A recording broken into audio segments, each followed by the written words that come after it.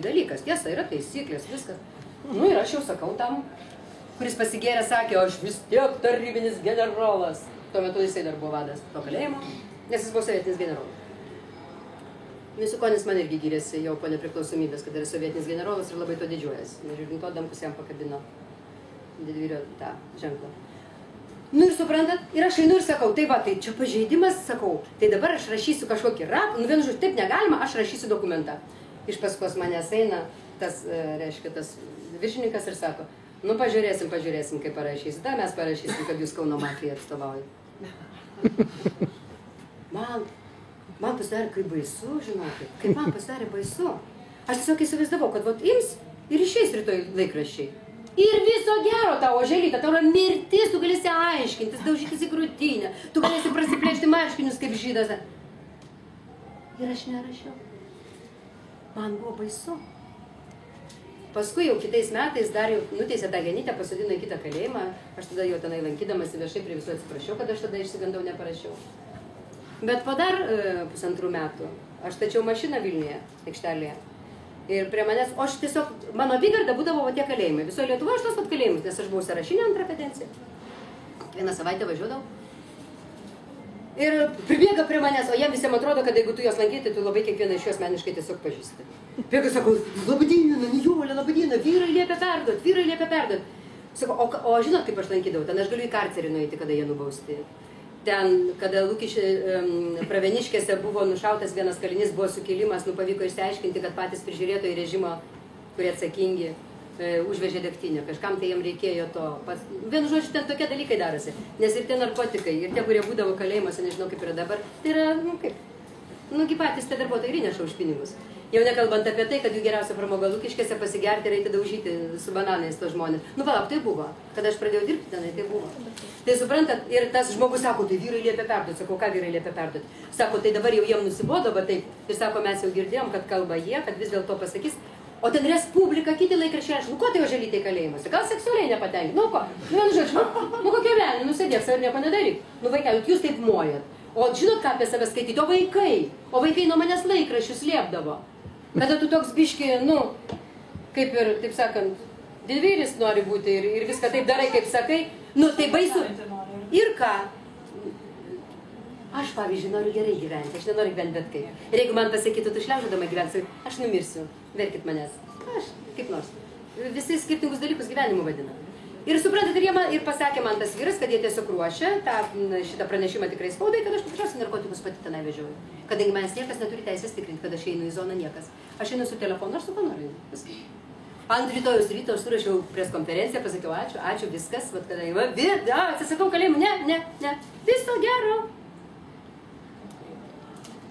Nu, o ką daryti? O man šeimo, man 3 vaikai. O mane apdėtų nuo galvos iki kojų, mano vaikai kaip į mokyklai.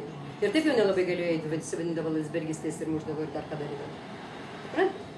Bet tai kodėl? Taip apšmeižtų. Kad nelandžiotų, kad nežinotų. Tai kaip jums atrodo, atvažiuoja oželytė ir pasirodo, kad galėjime, aišku, darbuotojai, prižiūrėtojai, ir staiga išsiaiškina, kad visa degtinė. Įsivaizduojat, sukilimas Praveniškėse padarė girti kaliniai. Visi prisigėrė. O tai kaip tu gali kalėjime prisigerti? Atsiprašau, tai nuo ko čia prisigerė? Kas tos butelių degtinės? Aš suprantu, ten, nu čia iš vyro tai išsiverda, dar nusipirkti, bet prisigerti. Nu taigi dėžėm degtinę, tai kas ją atnešė tenai? Tai kokio velnio tai oželytei reikia? Ko? Nu yra eitų tu lauk, nes ten geras biznis, kalėjimuose yra geras biznis. Aš nežinau kaip dabar, gal pasikeitė viskas. Bet tada buvo geras biznis, nes tie, kurie likdavo laisvai, mokėdavo už tai, ką perduoti, kaliniai mokėdavo. Ten viskas buvo, taip sakant...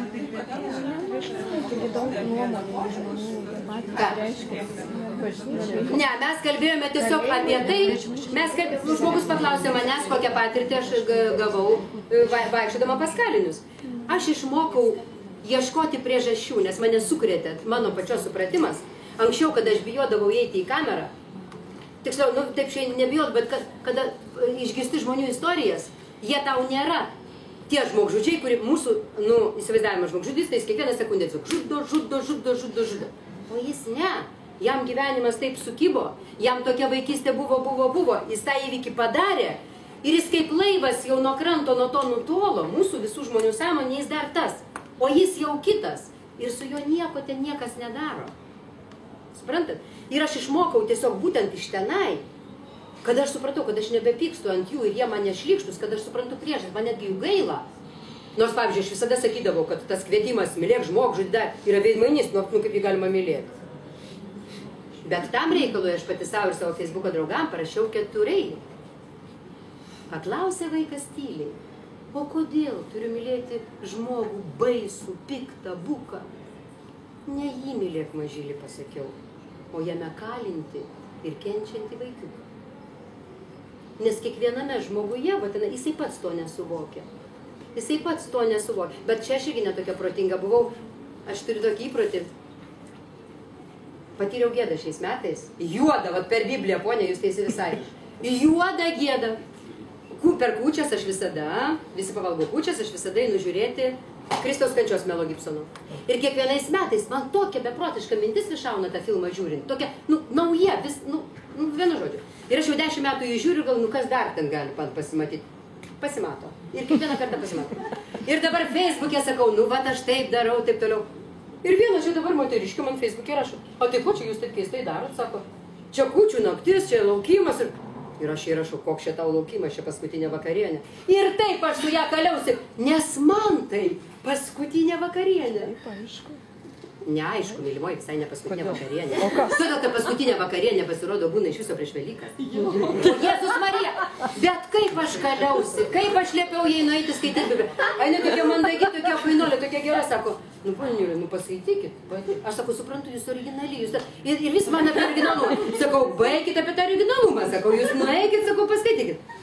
Tai ir... Ne, tai palauk, Kristaus gimimas ant rytojaus. O pagal mane, tai tiesiog po metų, arba kaip nors, bet man tai buvo konkrečiai daug metų, man tai buvo tiesiog paskutinė vakarienė. Nes aš žiūriu Kristaus kančią ir suprantu minčių, ir viskas. Tai suprantat kaip? Veidu į purvą, teko atsiprašyti, sakau, bet tai tas vyko 3 dienas. Facebook'e parašiai sakiau. Ir ne tik jai, kad oi, kokios jūs mergaitė, oi.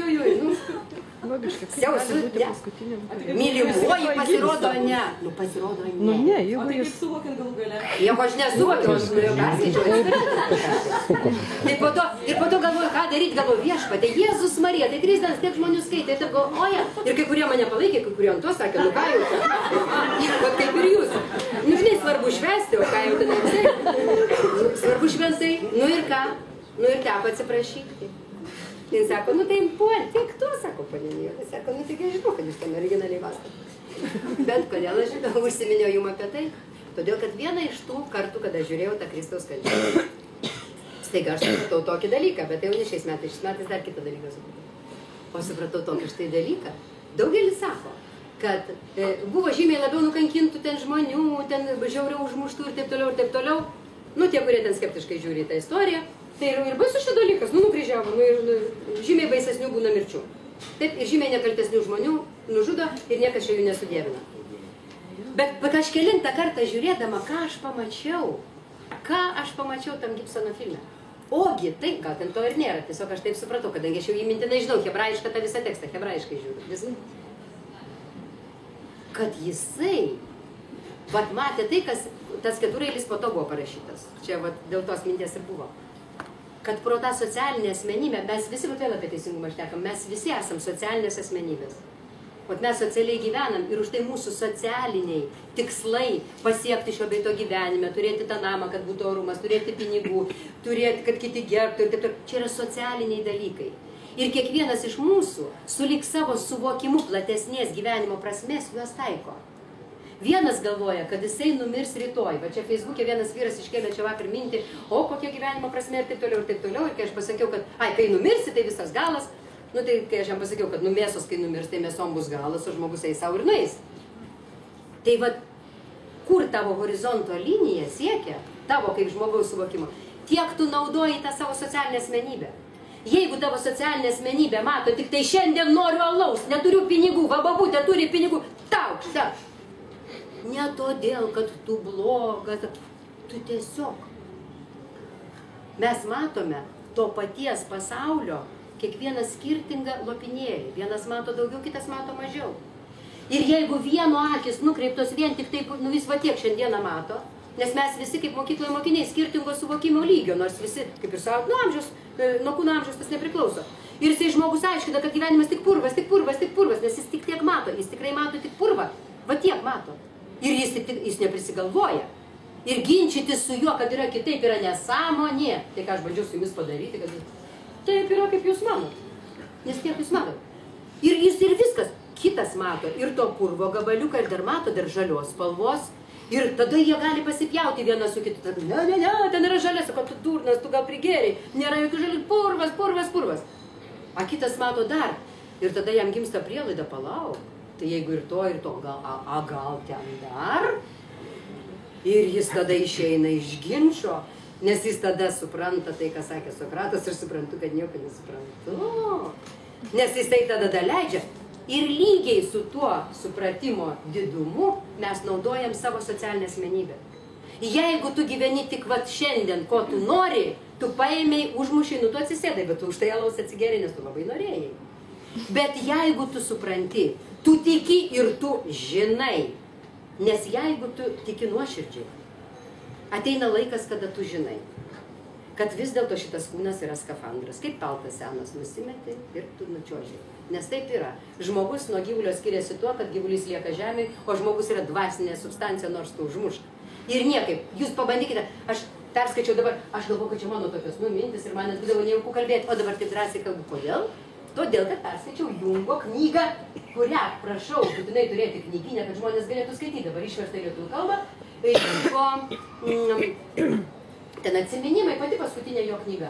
Tai kuomet to, kas pirmas, imkite, tai yra fantastika, tai tikrai nemokslinis, tai yra, aš jį myliu.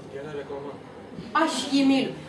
Tai, ką jis man padarė, jis man gulėjo, aš galvojau, čia tokia knyga, žinot, kur nors ten aprašytas psichologijos, moksliniai tie dalykai, ne visi mes mokslininkai, man irgi neįdomu tą skaityti.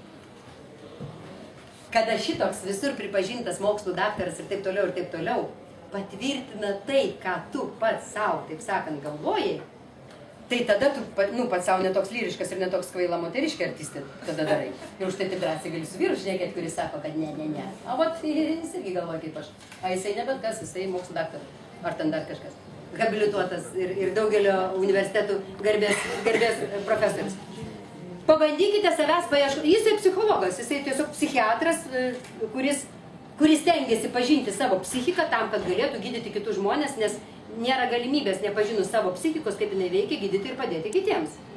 Tai jisai normaliai ir pasakė tai, ką aš nuo vaikystės galvojau, kas mane kankino. Suraskite save kūne, pabandykite.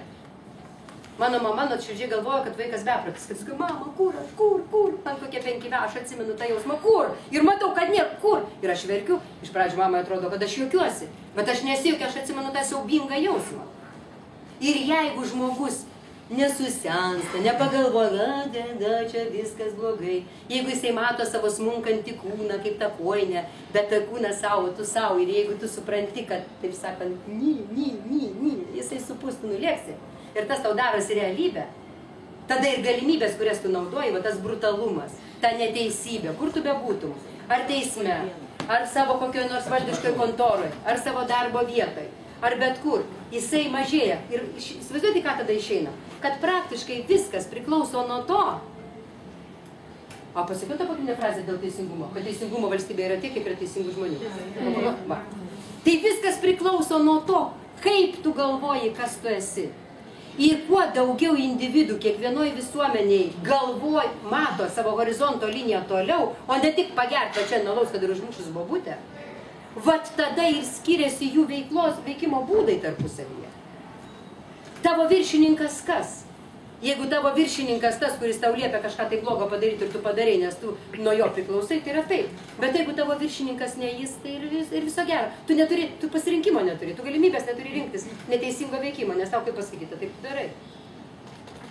Ir už tai nuo žmogiškos kokybės, kaip bebūtų, va dabar nagrinėjame, daug kas supriešina moralumą, padarumą su ekonomika, kad čia tas, vienu žodžiu, kad čia nesuderiname kai kurie dalykai, kad žmogaus vidinė ta lyrika, vidinė jausena yra nesuderinama su visuomeniniais procesais, kurie yra. Bet dabar mano vaikas nagrinėja praktiškai pornografiją aukštose mados brenduose. Nu, yra pornografija. Tai, ką aš pamačiau nuotraukose, aš tokių dalykų nemačiau.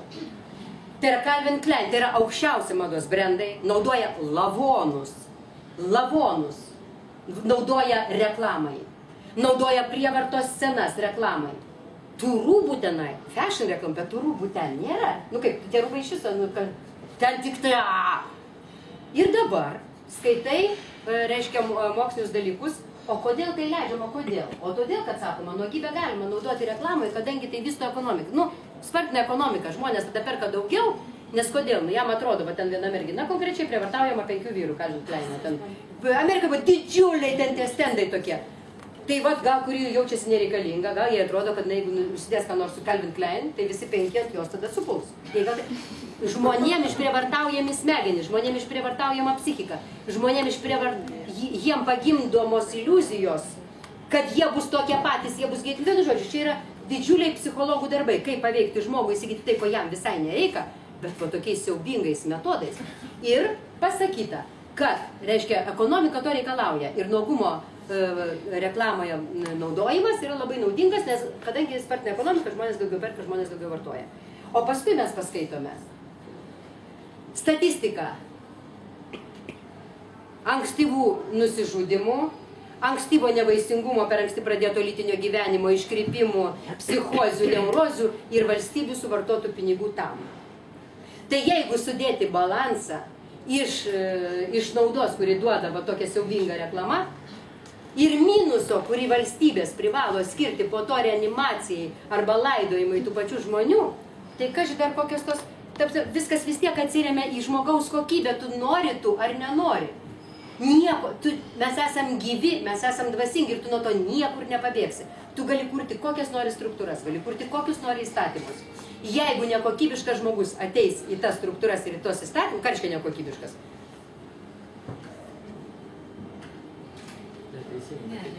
Nėra, bet suprantat, kaip yra, kol mes esam visuomenėje, vienoje visuomenėje, kodėl aš pradėjau nuo to, kad mes, visi mūsų vaikai, todėl, kad mes visi tame, tai yra truputį visų mūsų kūnas, tai mums įprastos žaidimo taisyklės. Tu gali vienas atskirai, staiga būti, nu jeigu gali, tada tu jautiesi labai laimingas. Tarkim, aš jaučiuosi laimingas. Nors kartais mane laiko puskvailę. Man, tarkime, dabar pasiūlymas iš Vilniaus atėjo skubiai grįžti, skubiai kelti Ukmergės apygardoje, nes tik aš galiu nugalėti tenai, vardant teisingumo, sėdėti Seime, sako, nes jūs tokia pati kaip Veselka. Galbūt kas nors galvoja, kad man tai yra komplimentas. Aš tiesą sakant, buvau Green Parke, nu neapsiverkiau, bet man buvo labai žaidu. Aš nemanau, kad aš blefuotoja. Aš tikrai nemanau, kad aš kaip Veselka. Ne taip, kad aš tave kažkaip ten vertinu. Nu, aš tiesiog tokia, taip sakant, neišaugusi mergaitė, kuri tokia pat maksimalistė, kokia buvo, kaip save atsimena ten 10 metų, tokia ir dabar. Aš taip save, aš dabar, tik tada man buvo savęs gėda. Aš visą laiką rašydavau dienoraštį nuo pirmadienio, aš bus tokia kaip visi, tokia kaip visi, tokia kaip visi. O dabar man labai gera, kad aš tokia, aš dabar tiesiog laiminga. Kad aš sugebėjau pasenti, bet visą, taip sakant, o vat viduje aš jaučiuosi taip, kaip aš jaučiuosi. Tai suprantat, kaip yra? Ir todėl tu labai nuo bendros tos kokybės žmonių neatitrūksi, nes jeigu tik tu atitrūksti, tu tampi patyčių objektu iš tikrųjų. Bet kodėl tu tampi patyčių objektu? Todėl, kad tokių mažai, to, kad niekas tų principų nesilaiko, to, kad visi kalba, bet niekas nedaro. Ir tada tu tampi durneliu. Suprantat? O tarkime čia, jeigu jūs kalbėtumėte apie principus, niekas nesišaipytų, niekas nesijuoktų, niekas jums apie mokesčių inspekcijas nieko nesakytų. Palaukit, bet ne todėl, kad čia struktūra gera, paprasčiausiai žmonių istorija kita. Žmonės, šitos šalies žmonės su savo grandioziniu potencialu smegenų ir militaristiniu. O aš irgi čia sprendžiau vaikščiodama, juk aš tai irgi nedurna, aš apkeliavus beveik visą pasaulį. Aš buvau Egipte ir aš puikiai mačiau, iš kur Stela stovi čia prie Temzės. Ir kas guli tenai, nu taigi viskas pasimokta iš tenai, pasim taip pat. Bet aš žiūriu televizorių ir aš matau, ką daro broliai musulmonai. Kaip mano mylimą Egipto muziejų, ten toj Tahrir aikštėj centriniai, kaip išvagiama, išdaužoma ir taip toliau. Ir dabar keliu aš, dabar galvoju. Nu taip, begėdžiai tie anglai, aha, tiek kolonijų turėjo, tiek visus numelžė. Visi eina be pinigų, žiūri, aš pati kiekvieną dieną kepsau kiekvieną dieną po salį praleidžiu be pinigų, žiūriu taip išeksponuota, taip padėta, taip informacijos parašyta, tiek vaikų žiūri, tiek iš viso pasaulio žmonių žiūri ir tą viską mato. Kas pamatys tai, kas išvogta ir dabar išdaužyta Tahrirė? Tai negali, ir aš pradėjau ieškoti, ne tai, kad pateisinimo, bet aš galvoju, viešpatie, tai palauk, tai kaip čia dabar? Iš vienos pusės taigi labai amoralu. Jie turėjo Indiją virkdė, jie už tai dabar tokie turtingi, nu kaip, taigi žinom visi istoriją, ką jie čia darė, tie Britai, taip? Ir paskui man atėjo iš to noro suprasti. Atėjo tokia įdomi išvada, suprantat? Kaip ir miške. Niekas tyčia vargšo sergančio zuikio, netyčiagi pagauna. Tiesiog greitas žvėris pagauna zuikį, kuris ten, vargšas, šlubas, taip? Tai ir žmonės, visuomenė. Tada buvo toks mentalitetas, kad kažko tai reikautų, jinai stipriai, jinai subrendus, turi smegenų. Taip, natūrali atranka, taip. Tik tai jau žmogiška, civilizacinė natūrali atranka. Taip,